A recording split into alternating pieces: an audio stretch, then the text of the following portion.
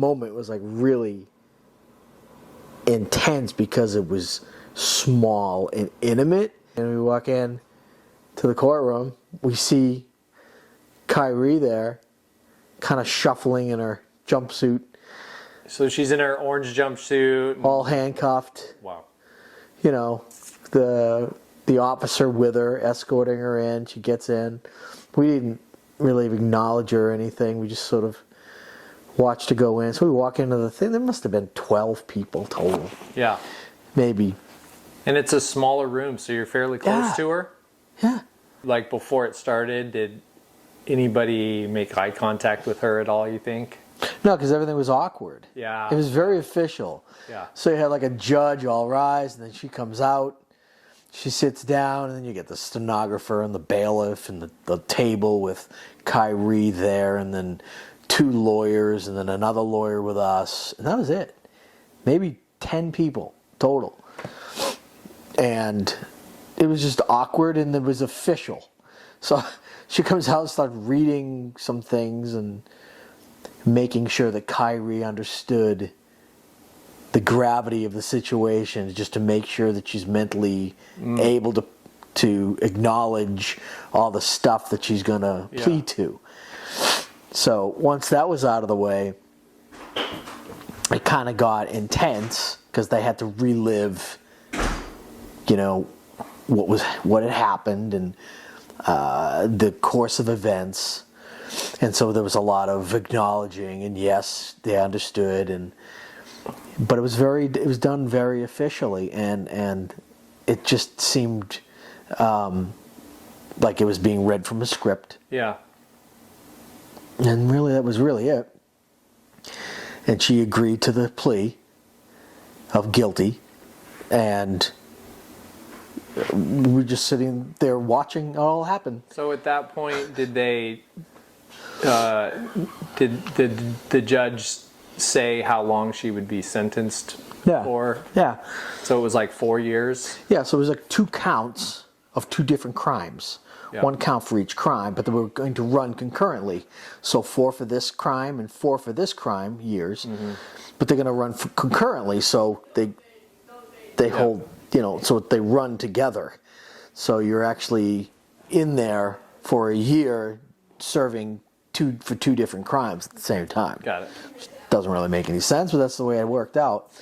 So it was 4 years, and then one of the years was from the past year up until this point, so that would be a year time served.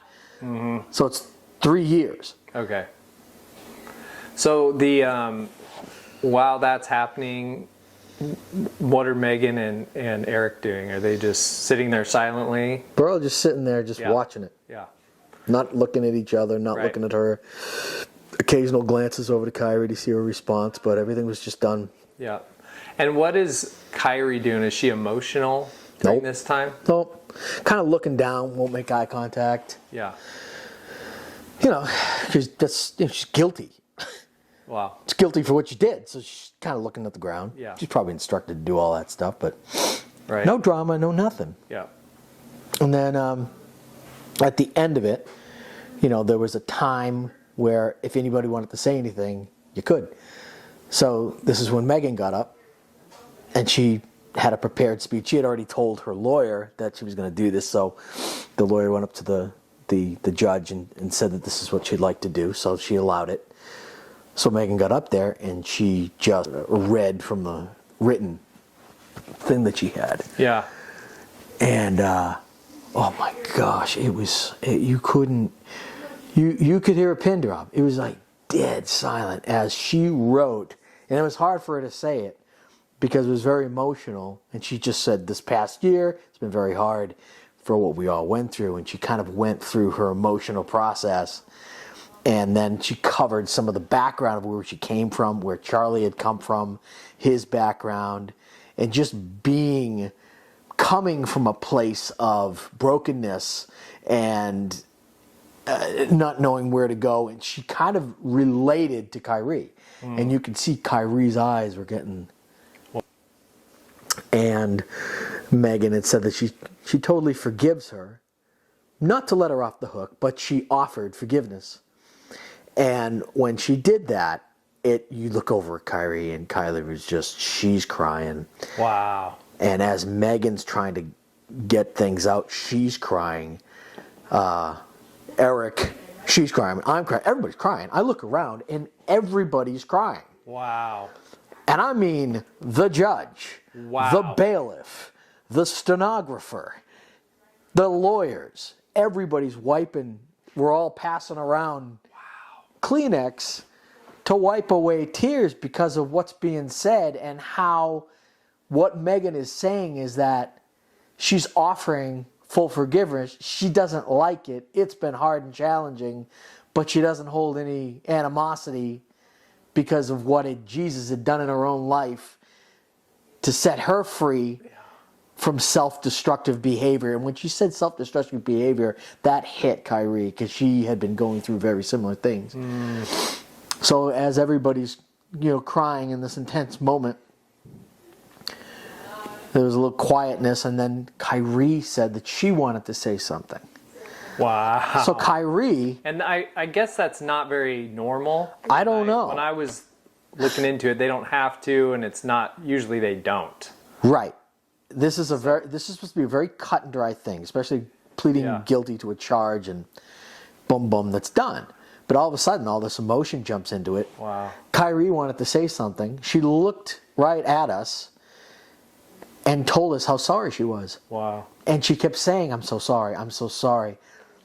And thanked Megan for helping her find God. Wow. Find the Lord.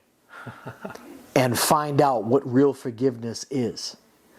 Because she had experienced something while she's been incarcerated.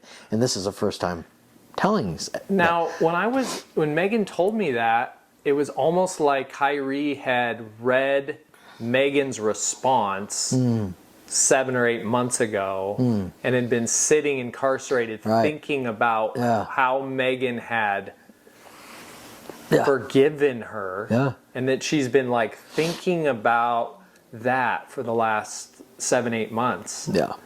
Was that kind of what you thought when you were in there? I didn't know what to think. I was just listening to her response of the moment, and it was so genuine. And she didn't have words other than I'm sorry, which she was, but you could tell that she's been mulling this over, and then just God had been working on her. And she was letting people know and letting her know, like, if I could go back in time and redo it, I would. I regret it. It's all probably documented. But again, another wave of tears. Everybody's crying.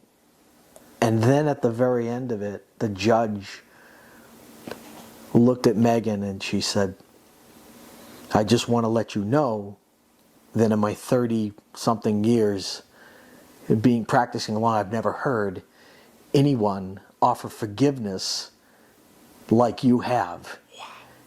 And this was just a testimony to her character of being totally acknowledging forgiveness. I mean, she was blown away. The judge is crying. And we had found out later that this judge was known for being very stoic, showing no emotion, very by the book, not really being an emotional person. And because you found that out because the lawyers took you into a side room afterwards and told us that.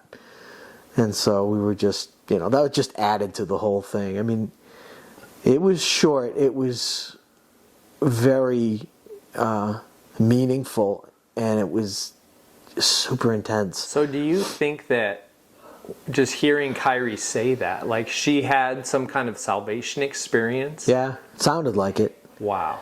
That she had found Jesus to some degree. Yeah. And she's publicly acknowledging that on record in a court and wanted to say that publicly. Right.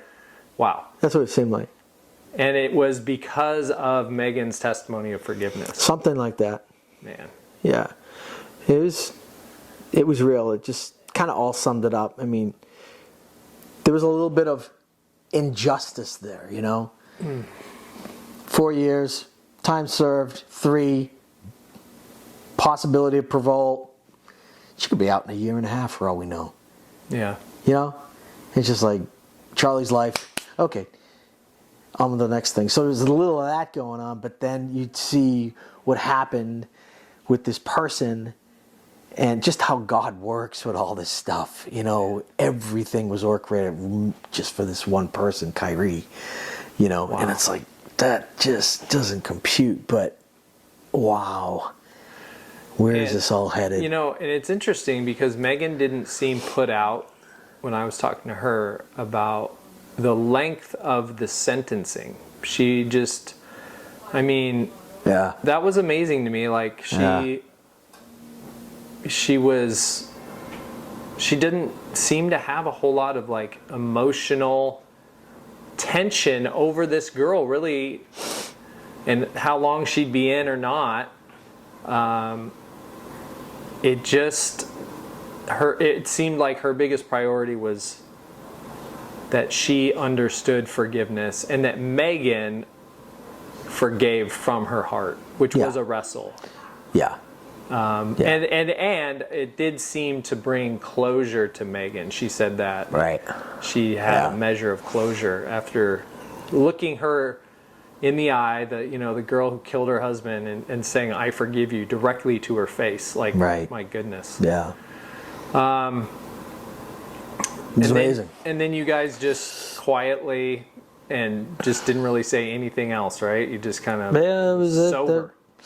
That was it. We went to the other room. They kind of wrapped things up and said, she's going to be serving time here, not in Wisconsin. So it is here in Kansas City. So leaving the door open. If you want to contact her, you can. So who knows what's going to happen with that. But that's available. And then we just got up and left.